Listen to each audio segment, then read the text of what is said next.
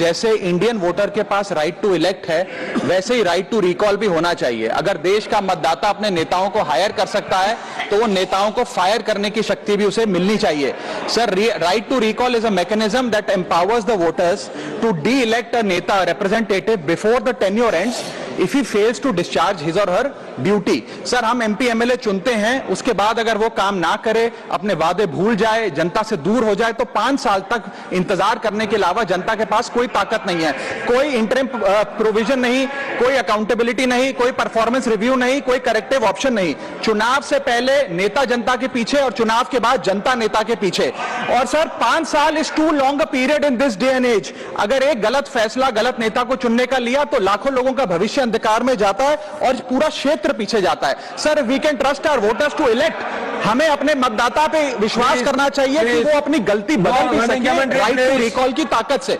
Sir, let me clarify that right to recall is not a weapon against politicians, it is an insurance policy for democracy. और भारत के संविधान में जब आप राष्ट्रपति को इंपीच कर सकते हैं टेन्योर के दौरान, उपराष्ट्रपति को हटाने का प्रावधान है, जजों को इंपीच करने के लिए प्रोसेस लेट डाउन है, यहां तक कि रूलिंग गवर्नमेंट के खिलाफ नो कॉन्फिडेंस मोशन लाकर आप सरकार बर्खास्त कर सकते हैं। तो एमपी एमएलए अगर आपका नॉन परफॉर्मिंग है तो उसको हटाने के लिए क्यों नहीं राइट टू रिकॉल मतदाता को देना चाहिए।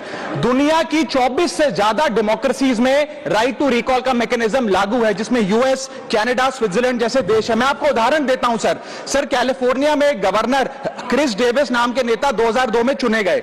उनके कार्यकाल में मैसिव पावर कट हुए, एनर्जी क्राइसिस हुआ, बजट की मिसमैनेजमेंट और गन शूटिंग की वारदातें हुई।